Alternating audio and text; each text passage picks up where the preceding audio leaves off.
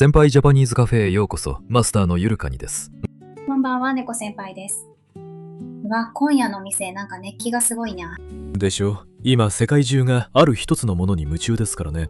サッカーのワールドカップ、今まさに開催中だもんね。そうなんです。だから今日のテーマはサッカーの日本語。応援の言葉から実況の表現、それに渋い慣用句までたっぷりいくにゃん。その前に前回のおさらいを少しだけ。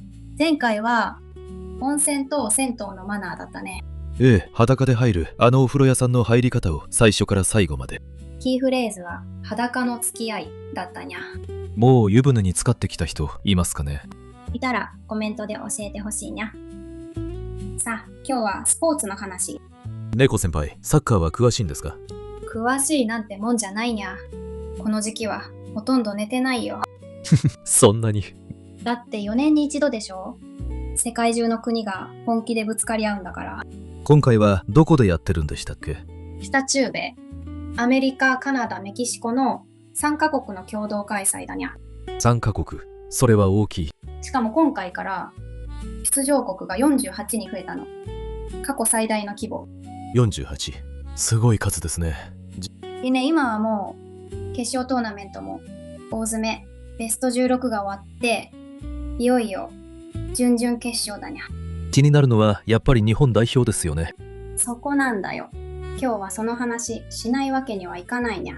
いい結果だったんですか？それがね、すごく惜しかったの。あと一歩だったんだよ。あと一歩。それは引かないわけにはいきませんね。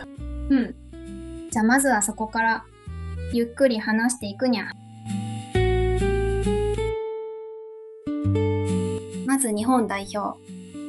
グループリーグは2位で突破したの。おお、ちゃんと勝ち上がったんですね。うん。1勝2分け。負けなしで決勝トーナメントに進んだにゃ。負けなし、堂々たる成績じゃないですか。そこまでは最高だったの。問題は次の相手。どこだったんですか？ブラジル。優勝5回の王国だにゃ。うわ、いきなり大物と当たった。そう。完全に格上。誰もが日本は苦しいって思ってた。普通に考えたらそうですよね。ところがだよ。試合が始まったら日本が先に点を取ったの。先生、日本が。前半、佐野ウイシュの代表初ゴール。スタジアムがざわついたにゃ。強豪相手に先制点、それは痺れますね。会場の空気が変わったの。もしかして番狂わせあるんじゃないかって。番狂わせ、弱いと思われた方が勝っちゃうことですよね。その通り、まさにそれが起きかけたにゃ。でも相手はブラジル、黙ってはいない。そう、後半カゼニーロっていう選手のヘディングで追いつかれたの。1対1、振り出しに戻った。そこからがまた熱くてね、一進一退の攻め合い手に汗握る展開だ。で、運命の後半アディショナルタイム。アディショナルタイム、いわゆるロスタイムですね。そう、最後の最後土壇場でね、マルティネッリに決められたの。ああ、そんな最後に。1対2、試合終了間際の失点だったにゃ。それは悔しい。悔しすぎる。日本はベスト16にあと一歩届かなかったの。先に点を取ってあそこまで戦って、それであと一歩。だからこそ拍手を送りたいの。よくやったって。こういう試合、日本語でどう言うんですかね。まさに勉強しがいのあるテーマにゃ。まず失敗。失敗、ししくも負ける。そう、ただ負けるんじゃなくて、あと少しで勝てた負け。今回はまさにそれだ。それから前線。前線、よく戦った。角像相手に互角に近い戦いをした時に使うにゃ。前線、健闘。健闘も2代目ですか？よく頑張ったっていうねぎらいの言葉。健闘を称えるで使うにゃ。負けても称えられる、いい言葉ですね。でしょ？で、選手やファンの気持ちは涙を飲む。涙を飲む。泣きたいのをこらえる。悔しさをぐっと飲み込むの。あの瞬間の選手の顔が忘れられないにゃ。失敗、前線、涙を飲む。感情がこもってますね。スポーツの日本語は気持ちの言葉が豊かなの。そこが面白いにゃ。実況ってありますよね。テレビの叫ぶ人。アナウンサーね。あれこそ生きた日本語の宝庫にゃ。ゴールの瞬間って何て言うんですか？まずシンプルに決めた。決めた。ゴールを決める。そう。点を入れることを決めるっていうの。ナイスシュートもよく聞くにゃ。決めた。ナイスシュート。テンション上がりますね。大事なゴールには内旋筋の1点って表現も使うにゃ。ね、千金。千金の値打ちがある。それくらい価値のある1点。勝敗を決めるようなゴールにゃ。他にもありますか？ゴールネットを揺らす。ボールがネットに突き刺さるってね。ネットを揺らす。映像が目に浮かびます。逆に惜しくも入らないときは惜しいとか枠を捉えきれないとかにゃ。枠ってゴールの枠ですか？そう、枠内枠外っていうの。枠を捉えるでゴールの範囲に飛ばすってにゃ。実況の言葉って動きが見えますね。そこが腕の見せ所。名実況は一瞬を詩にするにゃ。見る側の言葉も気になります。応援とか。いいところに気づいたにゃ。まず応援と声援。声援。声で援護する。そう。大きな声で選手を後押しすること。大声援って言うとさらに強いにゃ。後押し。背中を押してあげる。そう。ファンの声が選手の力になる。まさに後押しにゃ。サポーターって言葉もよく聞きます。熱心なファンのことね。ただ見るだけじゃなくて支える人っていうニュアンス。支えるからサポーター。そう。逆に急に応援しだした人をちょっとからかってにわかって言うにゃ。にわかファンですか？うん。でも私はにわか大歓迎だと思うにゃ。きっかけは何でもいいの。それ優しいですね。逆に相手をやじる声はブーイング。ブーイング。ブーっていう。そう。不満を声で表すこと。まああまり品は良くないけどにゃ。応援、声援、後押し、サポーター。前向きな言葉が多い。そう。誰かを応援することがって日常でも使えるにゃ。選手のポジションって日本語だとどう言うんですか？面白いのがね、カタカナと日本語の言い換えが両方あるにゃ。両方。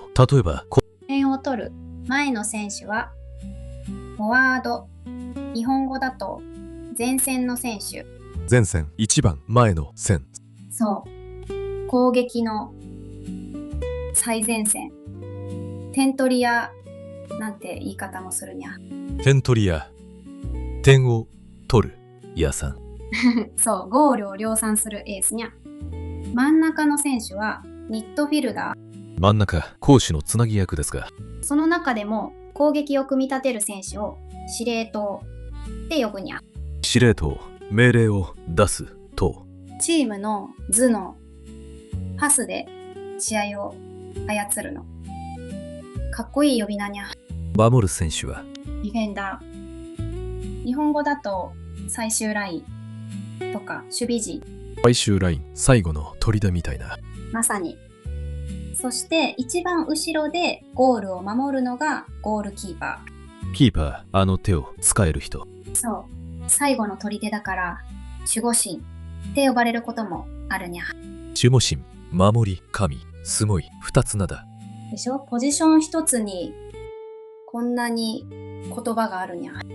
戦い方、戦術の言葉も教えてください。じゃあ日本代表がよく使う戦い方から。堅守速攻。堅守速攻。固く守って早く攻める。その通り。四字熟語みたいで覚えやすいでしょ？しっかり守ってから一気に攻める。その守ってから一気に攻めることをカウンターっていうにゃ。カウンター逆襲ですね。そう。相手が攻めてきたその裏をつくの。決まると気持ちいいにゃ。逆にずっとボールを持つ戦い方は、ポゼッションっていうにゃ。日本語だとボール支配率。支配率、どれだけボールを持ってたか。そう。で、相手の守りを崩すっていうの。硬い守りを崩す。崩す、崩壊の崩。あと大事なのが決定力。決定力、決定する力。チャンスをちゃんとゴールに決めきる力。日本の長年の課題にゃ。決定力不足って聞いたことあります。まさにそれ。今回のブラジル戦もあと一つ決めきれてたらって思うにゃ。堅守速攻、カウンター、決定力。戦術も言葉からわかる。そう、言葉がわかると試合が何倍も面白くなるにゃ。さっきアディショナルタイムって出ましたよね。あれ昔はロスタイムって呼ばれてたにゃ。ロスタイムとアディショナルタイム違うんですか？指すものはほぼ同じ。試合が止まった分を後で追加する時間にゃ。なるほど、失った時間を足す。そう、でもロスって失うって響きがネガティブでしょ。確かに損したみたいな。だから追加っていう前向きな言い方に変わってきたにゃ。アディショナル。言葉がアップデートされたんだ。そういうこと。で、その追加時間に点が入ると劇的っていうにゃ。劇的、ドラマみたいに劇的。今回のブラジルのゴールがまさに劇的だったの。日本には残酷だったけどにゃ。同点でも決着つかないときは、延長戦、それでも決まらなければ PK 戦にゃ。延長戦、PK 戦、最後はもう心臓に悪い。本当に見てる方が力入っちゃうにゃ。スポーツの慣用句も知りたいです。待ってました。まずさっきの番狂わせ。格差な格上に勝っちゃう。そう、予想を大きく裏切る結果、大金星なんて言い方もあるにゃ。金星、金の星。強い相手に勝つこと。もともとは相撲の言葉にゃ。相撲から来てるんだ。そう。日本のスポーツの言葉は相撲由来が多いにゃ。次、一矢報いる。一矢報いる。一本の矢で報いる。負けそうな中でも一発やり返すこと。今回の佐野のゴールがそれにゃ。標的に一矢報いた。かっこいい表現だ。でしょ。それから死守する。死守、死んでも守る。リードを必死で守り抜くこと。一点を死守するって使うにゃ。命がけの響きがしますね。そう。あと、負けた相手に次で勝ち返すのが雪辱を果たす。雪辱、すすぐ、恥ずかしめ、難しい感じだ。屈辱を晴らすこと。今風に言うとリベンジにゃ。スチ流を果たす日本代表の次の目標そのものだ。そう。4年後こそ必ず雪辱してほしいにゃ。日本以外の大会全体は今どんな感じなんですか？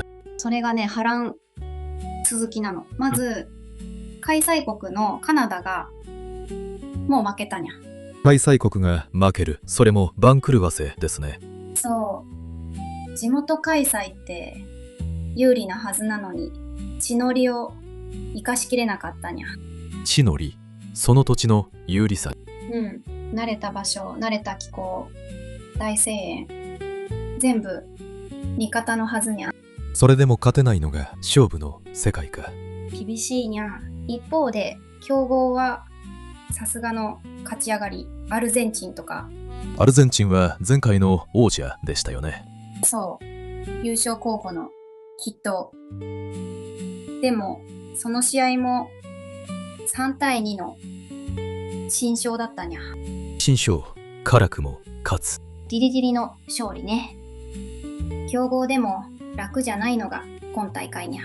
予想外の伏兵もいるんですか？いるいる。そういうチームをダークホースっていうにゃ。ダークホース、暗い馬。ノーマークだったのに勝ち進む伏兵。大会を盛り上げるにゃ。決勝はいつどこで何ですか？ 7月19日。アメリカのニュージャージーの大きなスタジアムにゃ。まだこれから山場が続くんですね。そう。寝不足の日々はまだ終わらないにゃ。日本代表って昔から強かったんですか？それはね、昔は世界の壁がすごく高かったにゃ。壁。越えられない壁。でも少しずつ力をつけて今は常連なんだ。常連。毎回出場している。そう。本大会に出るのが当たり前になったにゃ。これすごいことなの。何が変わったんですか？大きいのは海外組の増加。ヨーロッパで活躍する選手が増えたにゃ。海外組。海の向こうの組。そう。世界最高峰の舞台で揉まれてる。だから強豪相手にも臆さないにゃ。臆さない、ビビらないってことですね。その通り。ブラジル相手に先制できたのもその自信の表れにゃ。でもまだ届いてない目標があるんですよね。そう。悲願のベスト8、8強って言うにゃ、まだ一度もないの。悲願、虚しいほど強い願い。長年の夢。今回もその一歩手前で涙を飲んだにゃ。だからこそ次への期待が高鳴る。そう。世代交代しながら着実に近づいてるにゃ。私は信じてるの。猫先輩は試合どこで見るんですか？一人でも見るけど、やっぱりみんなで見るのが最高にゃ。こういうお店でですか？そう、大きな画面を囲んでね、知らない人とも盛り上がれるにゃ。確かにゴールの瞬間、お店中が沸きますもんね。熱く。お湯みたいにみんなの気持ちが沸騰するにゃ。知らない誰かとハイタッチしたり。そうそう。一体感っていうのかな。あれがたまらないにゃ。立体感、一つの体になる感じ。大きな会場でみんなで応援することをパブリックビューイングっていうにゃ。パブリックビューイング、公共の観戦。駅前の広場とかに大きな画面を置いてね、何千人も集まるにゃ。それはすごい熱気だ。勝った時の知らない人との喜びの分かち合いにゃ。分かち合い、喜びを分けて合う。サッカーは言葉が違っても通じ合えるの。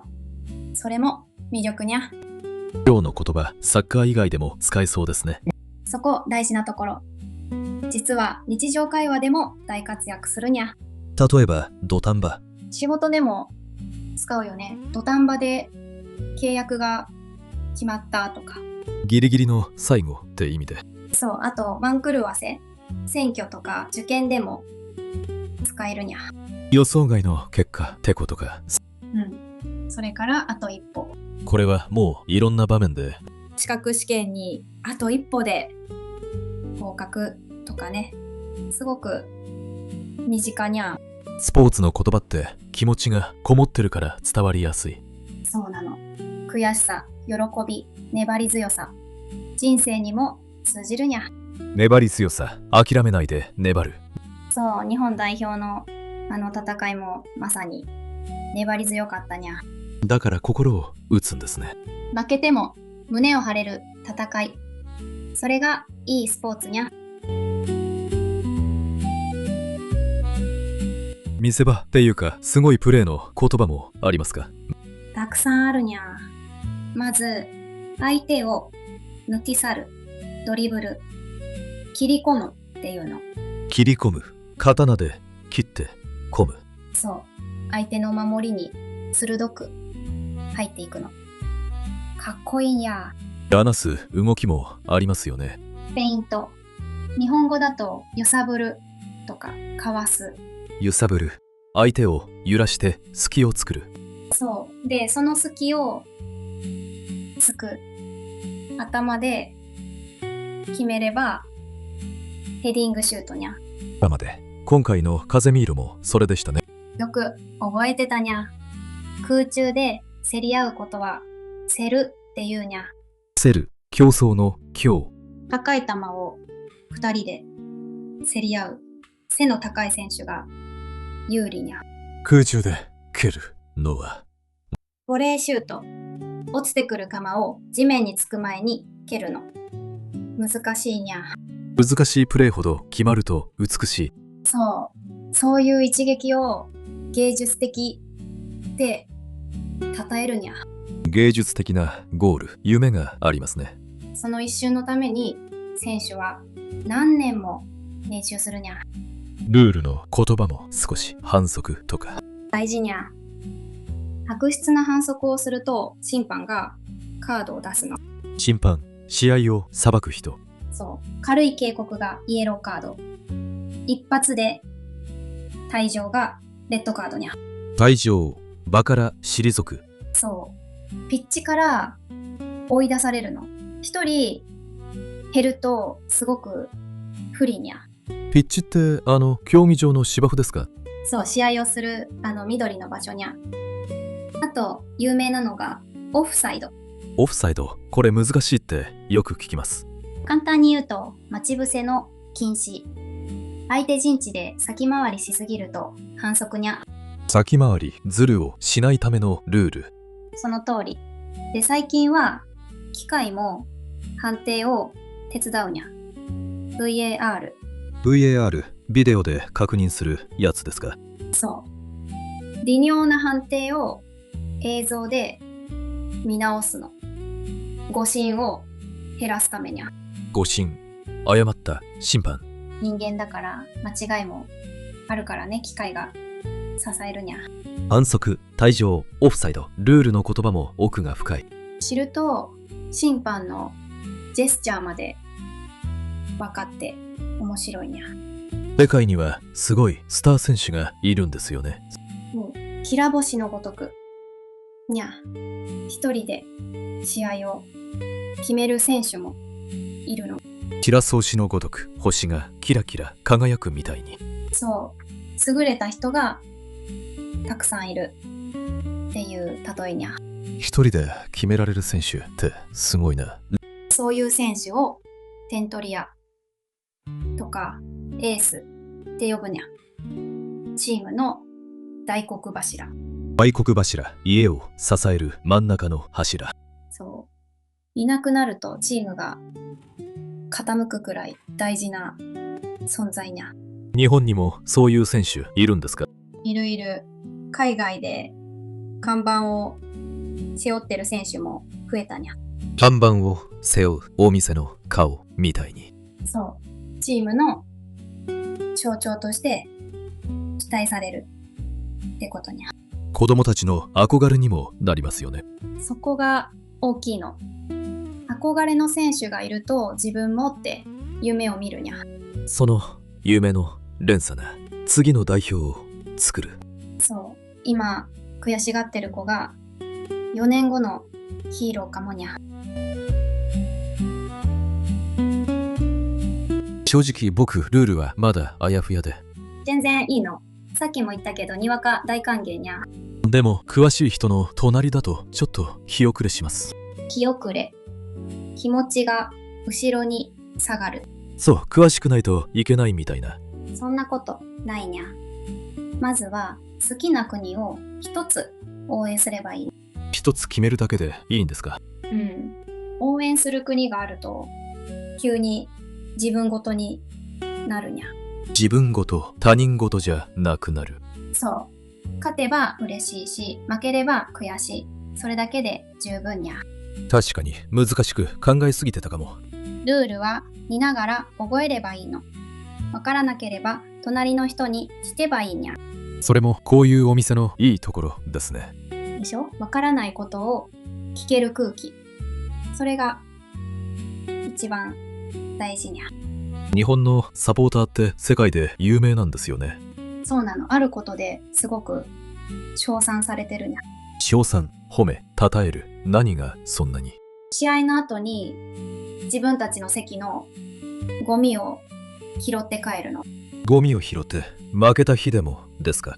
そう、悔しくても来た時よりも綺麗にして帰るにゃ。それは美しい文化だ。立つ鳥、後を濁さずっていう日本の心にゃ。立つ鳥、後を濁さず、去るときは綺麗に。そう、選手も相手を称え合うにゃ。健闘を称える握手。勝っても負けても相手に敬意を。それをスポーツマンシップっていうにゃ。日本語だと正々堂々、正々堂々、正しく堂々と。ズルをせず真っ向から勝負するにゃ。これもいい四字熟語でしょ。サッカーって技術だけじゃないんですね。そう、人の心が出るの。だから世界中が夢中になるにゃ。そもそもこの48カ国ってどうやって選ばれるんですか？いい質問。本大会の前に長い予選があるにゃ。予選、あらかじめ選ぶ。そう。世界を地域で分けて、それぞれで争うの。アジア予選とかにゃ。日本はアジアで戦うんですね。そう。何年もかけてね、ホームとアウェーで行ったり来たり、ホームは地元、アウェーは相手の国、敵地っていうにゃ。アウェーは応援も少なくて過酷なの。敵地、敵の土地。それは緊張しますね。そう、その厳しい予選を勝ち抜いて、やっと本大会にゃ。勝ち抜く、勝って抜け出す。本大会に出るだけでも本当はすごいことなの。その重みを知ると、一試合がもっと尊く見える。そうにゃ。あの舞台に立つまでの物語があるの。実況って擬音、擬態語も多いですよね。おいおい、臨場感がすごく出るにゃ。強烈なシュートはズドン。ズドン、重く速い音。そう、ゴールの隅に突き刺さればグサンみたいなね。隅、隅の隅。狙って蹴るんですか？そう。キーパーが届かないゴールの端っこ。そこを狙うにゃ。際どいところに決まると。見てる方は鳥肌が立つにゃ。ゾクってね。鳥肌、感動で肌がゾワッと。そう。すごいプレーは言葉より先に体が反応するにゃ。ハラハラドキドキっていうのも。まさにそれ。ハラハラは心配で、ドキドキは興奮で。試合中ずっと心臓がうるさい。わかる。その感情のジェットコースターがたまらないにゃ。オノマトペがわかると実況が2倍面白い。そう。耳で映像が見えてくるにゃ。この後大会はどこまで盛り上がるんですか？ここからが本番にゃ。勝てば進む。負ければ終わり。一発勝負、引き分けはないんですか？決勝トーナメントは必ず決着をつけるの。だから延長も PK もあるにゃ。負けたらその場で終わり。残酷だけど燃える。そう、一戦一戦が崖っぷちにゃ。だから危機迫る戦いになるの。崖っぷち、崖の縁、跡がない。そのヒリヒリした緊張感。それを勝ち抜いた国だけが決勝に立つにゃ。頂点は優勝、世界一ですね。そう、金色のトロフィーを掲げるのはたった1カ国だけにゃ。掲げる、高く持ち上げる。4年間の頂点、想像するだけで鳥肌にゃ。いつかその舞台に日本が立つ日も。来ると信じてるにゃ。あと一歩を越えた先にあるはずなの。日本代表って青いユニフォームですよね。そう。だから愛称がサムライブルーっていうにゃ。愛称、愛される呼び名。サムライの青。かっこいいでしょ。スタジアムが真っ青に染まるにゃ。染まる。色が一面に広がる。みんなで青い服を着て応援するの。一体感がすごいにゃ。応援にも決まったやり方があるんですか？あるにゃ。名前をみんなで連呼したり、日本日本ってね。連呼、レナネて呼ぶ。そう、あと応援歌を歌ったり、手拍子で選手を後押しするにゃ。手拍子。手を叩いて表紙を取る。波みたいに立ったり座ったりするのはウェーブっていうにゃ。ウェーブ、波、会場全体でやるやつだ。そう、応援も一つの参加。見るだけじゃないのがいいにゃ。試合を動かすのは選手だけじゃないんですよね。そう、ベンチの監督も大きいにゃ。采配っていう言葉があるの。采配、采配を振るって聞きます。そう、監督が指示を出してチームを動かすこと。零采配って込められるにゃ。試合の途中で選手を変えたり。交代ね、流れを変えるための一手にゃ。流れ、試合の空気みたいな。そう。押されてる時に交代で流れを引き寄せる。とっておきの選手を出すことも。それを切り札って言うにゃ。ここぞって出す最強のカード。切り札、トランプの一番強い巣だ。そう、土壇場で切り札を投入。それで試合がひっくり返ることもあるにゃ。ひっくり返る、逆転ですね。そう。最後まで何が起こるかわからない。それがサッカーにゃ。それにしても、あの負け方は選手も辛いでしょうね。辛いや。でも、その悔しさこそ次の原動力になるの。原動力、動きのもと。そう、悔しさをバネにするっていういい言葉があるにゃ。バネにする、ぐっと縮んで跳ね返る。そう、悔しい経験を力に変えて前より高く飛ぶにゃ。負けが終わりじゃないんですね。むしろ始まり。この悔しさを忘れないでって選手も言ってたにゃ。その言葉、学習にも通じます。でしょ？試験に落ちてもそれをバネにすればいいの。悔しいで終わらせない。そう。今日の言葉を覚えて4年後また一緒に応援しようにゃ。その時は悲願の8強を。うん。信じて待つにゃ。それがファンの仕事なの。今日はたくさんの言葉を教わりました。こちらこそ話しててまた熱くなっちゃったにゃ。でも一番心に残ったのは、うん。やっぱり日本代表のあと一歩です。だよね。先制して強豪を追い詰めて、それでも届かなかった。そのあと一歩の気持ち、日本語で何て言うんですか？いい質問。今日のキーフレーズにしようと思ってたにゃ。ぜひ教えてください。じゃあちょっと整理して話すね。今日のキーフレーズはこれ。あと一歩及ばず。あと一歩及ばず。あと一歩及ばない。及ぶっていうのは届く、達するっていう意味にゃ。その及ぶが及ばず、つまり届かなかった。そう。あとほんの少しで届いたのに届かなかったっていう悔しさにゃ。ただ負けたじゃなくて。そう。よく戦った上でわずかに足りなかった敬意がこもってるにゃ。使い方も教えてください。例えば、日本代表はベスト16にあと一歩及ばず涙を飲んだ。おお、今日の試合そのものだ。